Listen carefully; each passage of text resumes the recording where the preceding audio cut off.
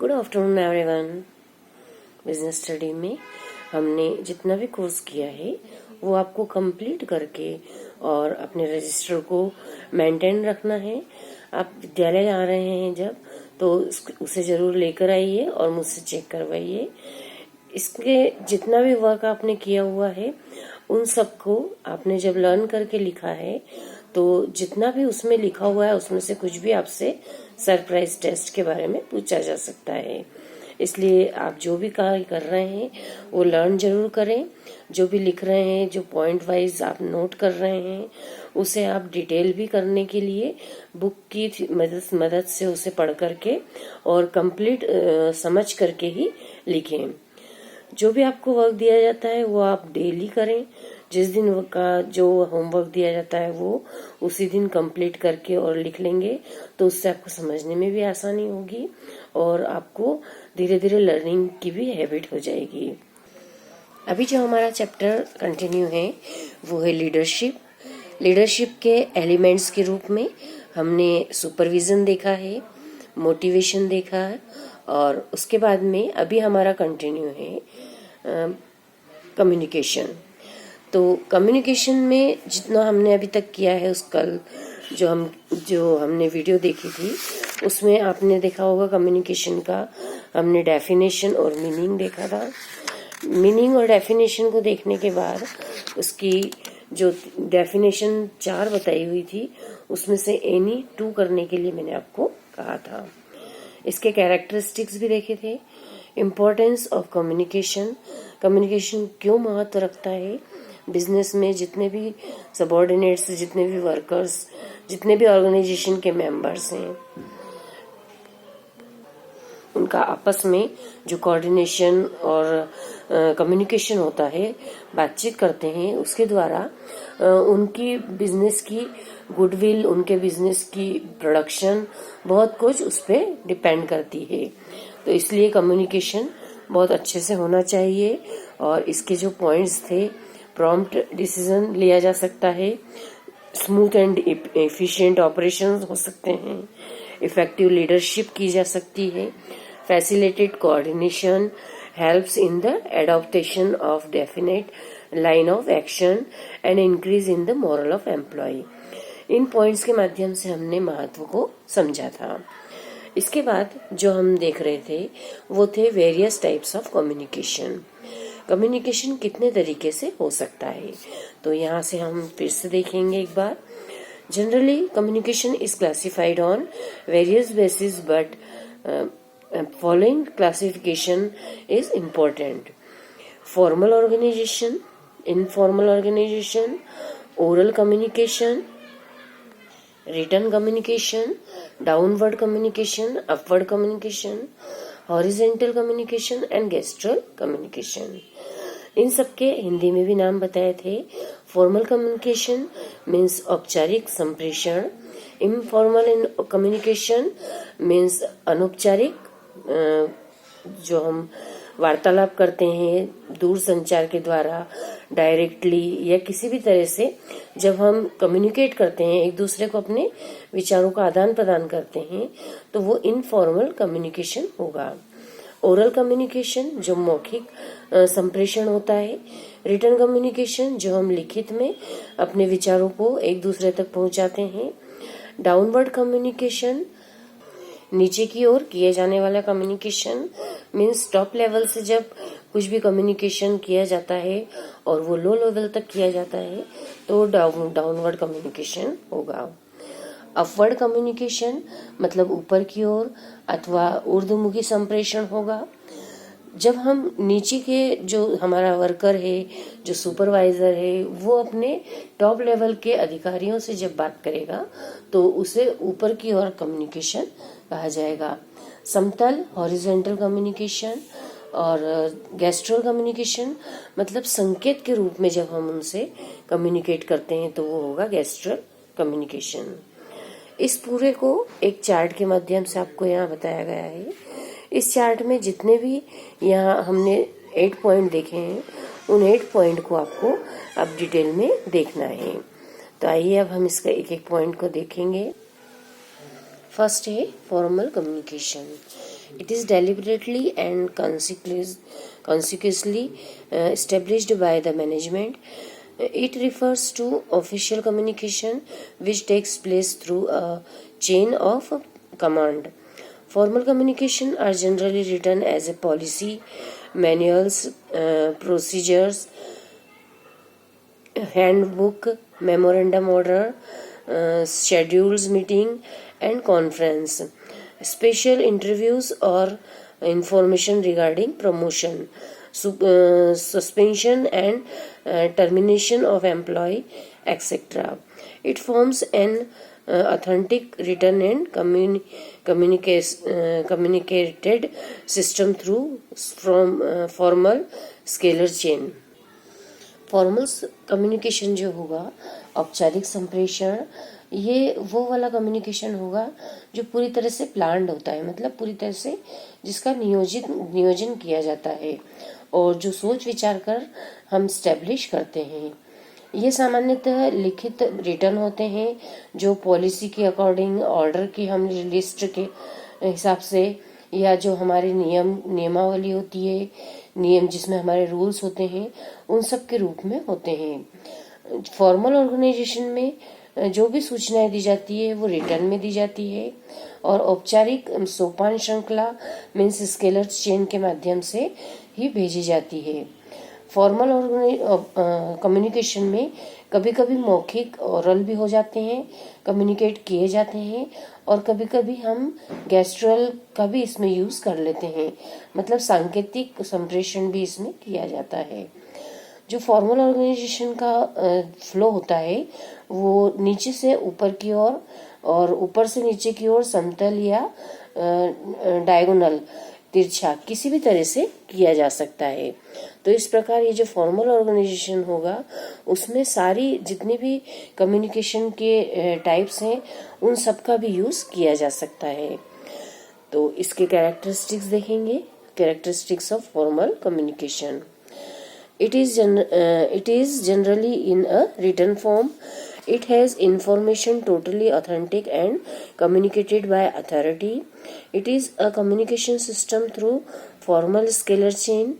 It has a certain flow or it is applied after careful thinking. इसके जो formal organisation की विशेषताएं हैं उसमें यह केवल अधिकृत या जो सर्टिफाइड इंफॉर्मेशन होती है उन्हीं के लिए ये कम्युनिकेशन होगा और यह रिटर्न रूप में होता है। यह कम्युनिकेशन उन व्यक्तियों के बीच में होता है जो ऑर्गेनाइजेशन की दृष्टि से फॉर्मली रूप से उनसे जुड़े हुए होते हैं। इसमें जितने भी मैसेजेस होते हैं वो बिल्कुल जो हमारी स्केलर चेन होती है, सोपान श्रृंखला, उसके द्वारा ही भेजे जाते हैं। इसका एक फ्लो होता है और यह कम्युनिकेशन बहुत ही सोच विचार करके और किया जाता है और बहुत ध्यानपूर्वक सोचकर, और हमारे जो विचार हैं वो हम दूसरों तक पहुंचाते हैं। इसके एडवांटेजेस हैं। Advantages of formal communication: it is systematic, it ensures orderly flow of information and ideas, it provides support to the authority of superiors over their subordinates. The source of formal communication can be easily located. It facilitates managerial control. It helps in coordination of activities and efforts.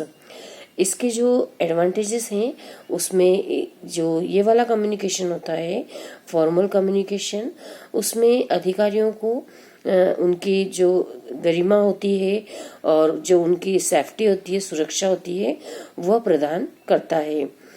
इस प्रकार के संप्रेषण में sequence wise सोच विचार करके ही अपने सारे विचारों को प्रेषित किया जाता है या भेजा जाता है। इसमें जो भी स्रोत आसानी से पता लगाया जा सकता है कि किस सोर्स के द्वारा यह इंफॉर्मेशन दी गई है।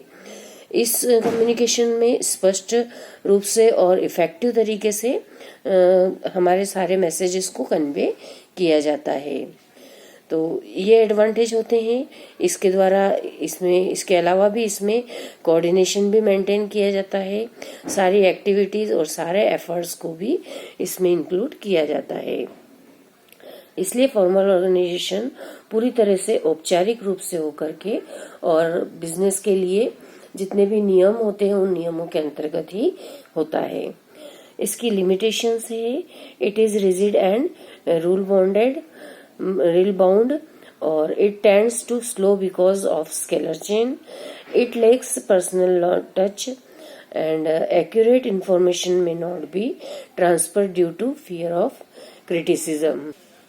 इस कम्युनिकेशन में जो स्केलर चेन का यूज होता है, इसलिए जितने भी इंफॉर्मेशन का हम आदान प्रदान करते हैं उसकी स्पीड थोड़ी कम होती है, मतलब समय लगता है इसमें इंफॉर्मेशन को कन्वे करने में। जो इसकी नियमावली होती है उसके कारण जो उसकी पर्सनल मैनेजर की पर्सनल जो उसकी रुचि होती है उसका अभाव पाया जाता है। जितनी भी इंफॉर्मेशन है, जितने भी हमारे मैसेज हैं, उनकी अधिकता के कारण कार्य का बोझ बहुत अधिक होता है और जितने अधिकारी हैं उनके द्वारा जो रूल्स प्रिपेयर किए जाते हैं, पूरी नियमावली जब बनाई जाती है इनकी, तो उसको तैयार करने में उनके सबऑर्डिनेट्स जो होंगे, उनके साथ में जो कार्य करने वाले कर्मचारी हैं, उनकी शिकायतें, सुझाव, इन पर किसी पर भी ध्यान नहीं दिया जाता। तो इस प्रकार से जो इसकी लिमिटेशन है वो विशेष रूप से ध्यान रख करके ही फॉर्मल ऑर्गेनाइजेशन को, फॉर्मल कम्युनिकेशन को किया जाना चाहिए। नेक्स्ट जो हमारा सेकंड पार्ट है इसका, वो है informal communication or grapevine communication. It refers to that communication which takes place outside an official channel of communication. It involves exchange of information and ideas through social interaction among the member of an organization. For instance, there may be chit chat between a salesman and accountants and a supervisor during lunch break on a running cricket match between India and Sri Lanka. Thus informal communication cuts across the official line of communication. अनौपचारिक संप्रेषण जो होगा वह न तो लिखित होता है, न ही अधिकृत, न ही ऑथोराइज्ड होगा। यह कम्युनिकेशन समान जो एक ही पोस्ट के अधिकारी होते हैं उनमें जो उनके फ्रेंडली रिलेशन होते हैं, मैत्रीपूर्ण संबंध, उन पर आधारित होता है। यह कम्युनिकेशन अनाधिकृत होता है, मतलब ऑथोराइज नहीं होगा। यह संगठनात्मक औपचारिकताओं से मुक्त रहता है, इसमें किसी भी तरह की फॉर्मेलिटी नहीं होती। इस प्रकार के कम्युनिकेशन में एक ही क्लब की जितने जो भी मेंबर्स हैं, जो सामाजिक अवसरों पर या पार्टियों आदि में हुआ करते हैं, ऐसे अवसरों पर जो अधिकारी वर्ग अपने सबऑर्डिनेट से आवश्यक जो भी इंफॉर्मेशंस होती है वो प्राप्त कर लेते हैं या उन्हें दे देते हैं, जिन्हें औपचारिक रूप से भेजने में किसी भी प्रकार की कोई प्रॉब्लम होती है। इसके अंतर्गत जो कम्युनिकेशन होगा वो सिर हिलाकर या मुस्कुराकर या चुप रहकर अपनी भावनाओं को भी प्रकट कर दिया जाता है। इसे ग्रेपवाइन कम्युनिकेशन भी कहा जाता है। ग्रेपवाइन मीन्स होता है अंगूरी लता संप्रेषण, क्योंकि इसमें सूचना जो भी इंफॉर्मेशन दी जाती है उसके एक्सचेंज का कोई भी एक निश्चित रास्ता नहीं होता। इसमें जितनी भी इंफॉर्मेशन होती है वो एक से अनेक व्यक्तियों के बीच स्वतः ही चली जाती है। इसमें सूचना कहाँ से प्रारंभ हुई और कहाँ जाकर समाप्त हुई है इसका कुछ भी पता नहीं लगाया जा सकता। जिस प्रकार से अंगूर की बेल के किसी छोर का पता लगाना मुश्किल होता है, उसी प्रकार ये जो इनफॉर्मल कम्युनिकेशन है उसके द्वारा भी जितनी भी सूचनाएं हैं उनका कुछ भी पता नहीं चलता। तो इस तरह से जो ये जो पैराग्राफ है, this type of communication is called, यहाँ से लेकर के और इंटेंडेड टू, यहाँ तक के इस पैराग्राफ में ये समझाया हुआ है। इसकी आप रीडिंग लगाएंगे और इसके आपको जो बीच में कुछ पॉइंट मिलेंगे जो मैं आपसे सरप्राइज टेस्ट में पूछने वाली हूँ, इसलिए आप इसे ध्यान से पूरी रीडिंग लगा करके और समझेंगे। इसके कैरेक्टरिस्टिक्स अब हम देखेंगे, characteristics of informal communication. Informal communication signifies communication among people through informal contact. Informal communication coexists with the formal communication. Informal communication is also known as grapevine communication. Workers resort to informal communication when there are bases in the formal communication. It operates with much greater speed. Informal communication often contains numerous and deformed facts. Informal communication is always oral. Informal communication की जो characteristics है उसमें ये वाला संप्रेषण या communication होगा, उसकी स्थापना जो इनके सोशल रिलेशंस होते हैं उनसे होती है। यह सदैव मौखिक होता है।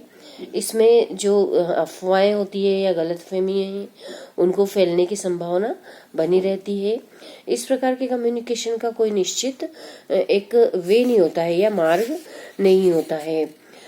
इसमें इस कम्युनिकेशन में बहुत स्पीड में कम्युनिकेशन एक दूसरे से होता है, मतलब मैसेजेस एक दूसरे तक पहुंच जाते हैं।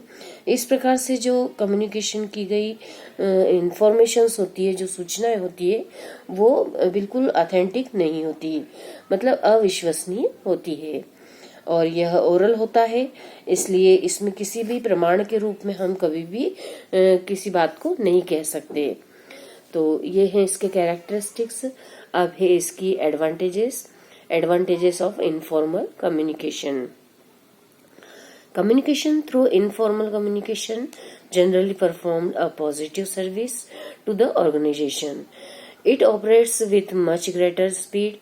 Moreover, there might be certain subject matter of communication which do not require their transmission through the formal communication. This communication also satisfies the communication needs of the various persons in the organization, more particularly those persons who freely mix up with others and rely upon informal relationship.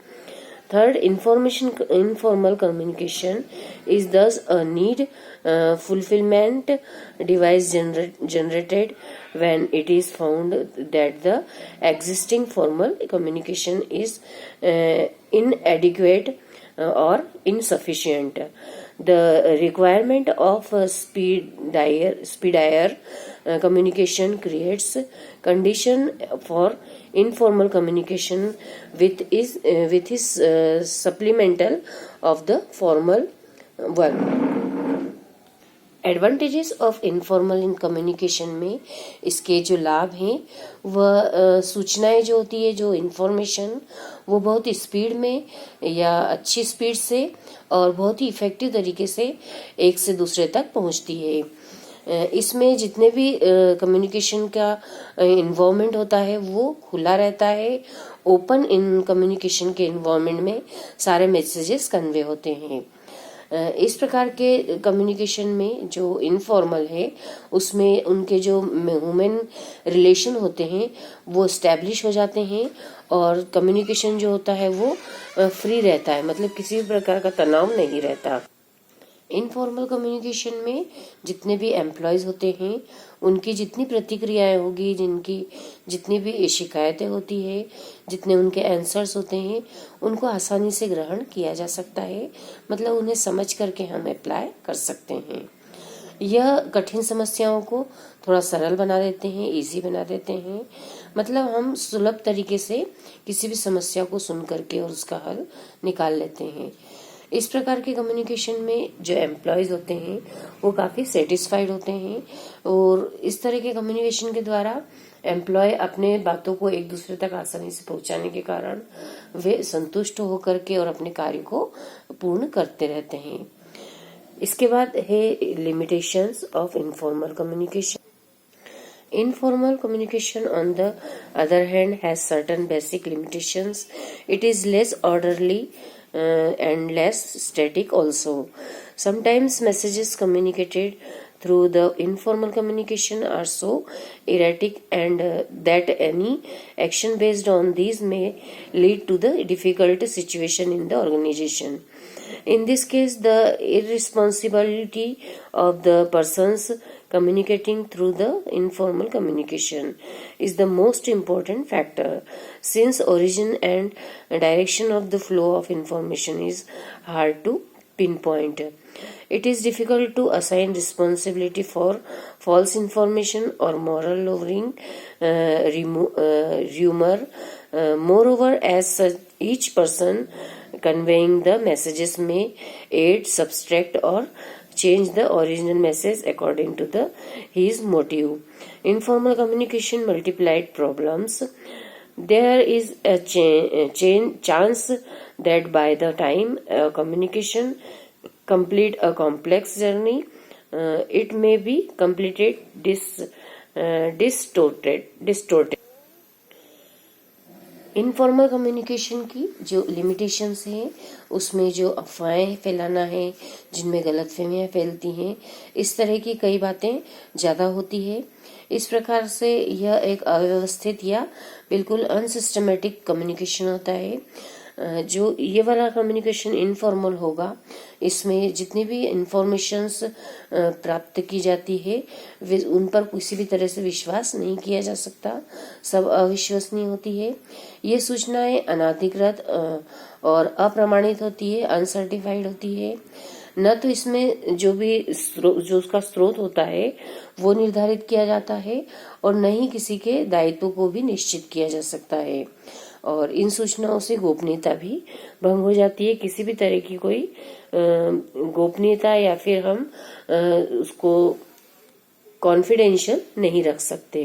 तो इस प्रकार जितनी भी इसकी limitations हैं, इन limitations के होते हुए जो इनके एडवांटेजेस हैं वो कम होते हैं, इसलिए इस प्रकार के कम्युनिकेशन को भी उचित नहीं माना जाता। इन दोनों ही फॉर्मल और इनफॉर्मल कम्युनिकेशन को पूरा देखने के बाद इसमें कुछ डिफरेंस दिया हुआ है। इनके डिफरेंस को हम पॉइंट वाइज देखेंगे।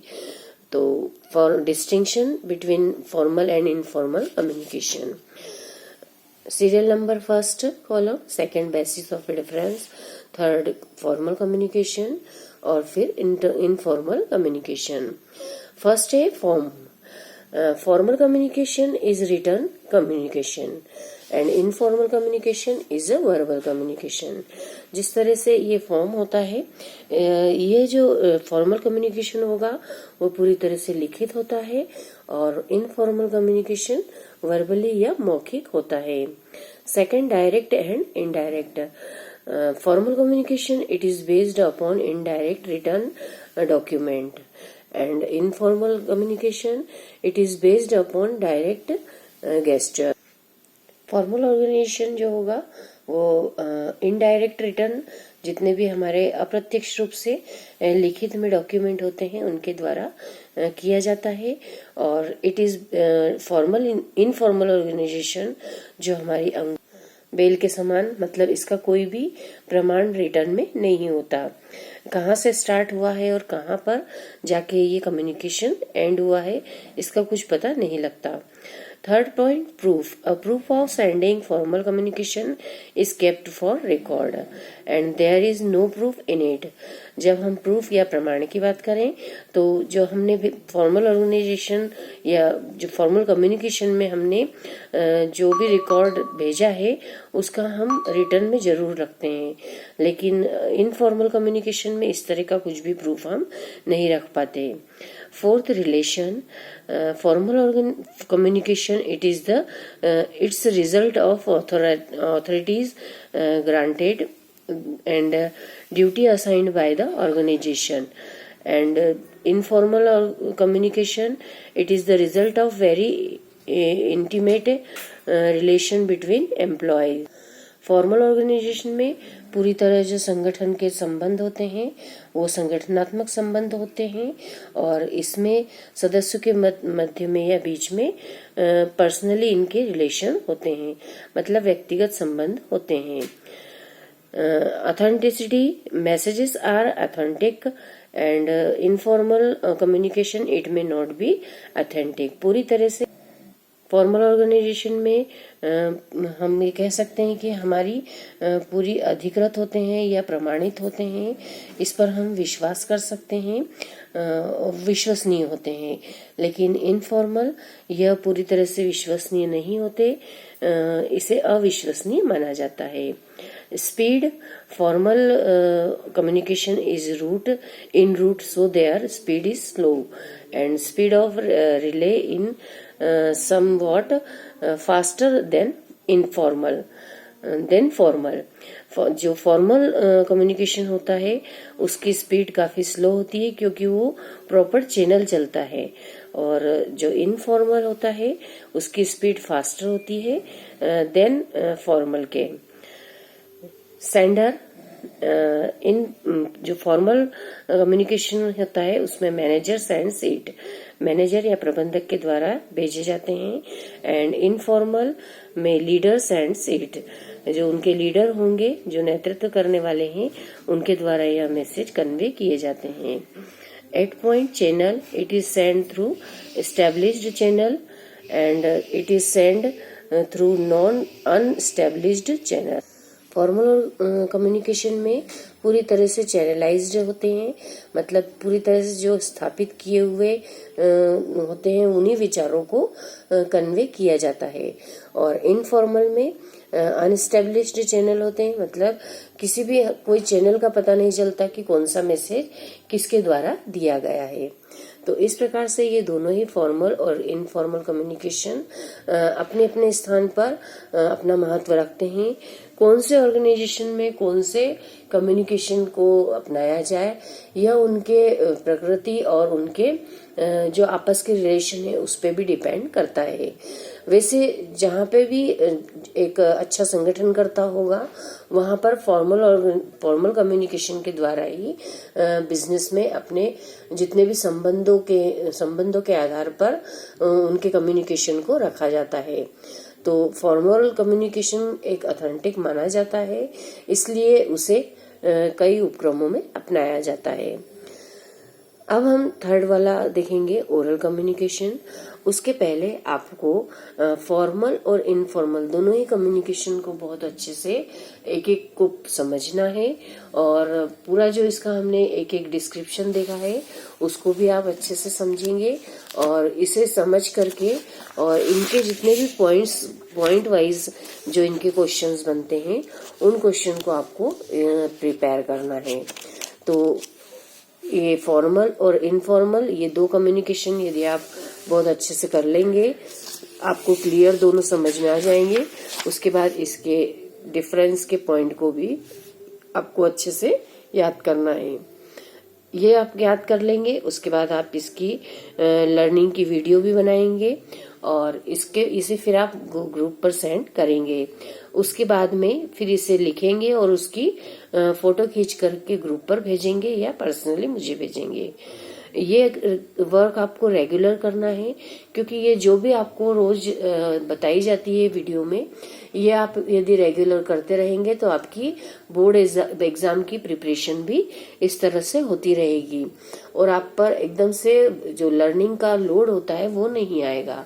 इसलिए आप रेगुलरली वीडियोस को देखिए, उसे समझिए, और जितना जितना लर्निंग का पार्ट होता है उतना आप लर्न भी करते रहिए। आप वीडियो जरूर बनाइए और उसे भी सेंड कीजिए।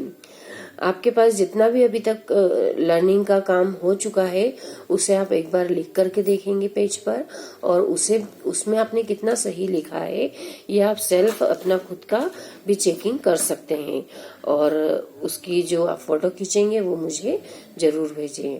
आप अपने रजिस्टर को कंप्लीट रखें और जब भी स्कूल आए तो उसे लेकर आइए।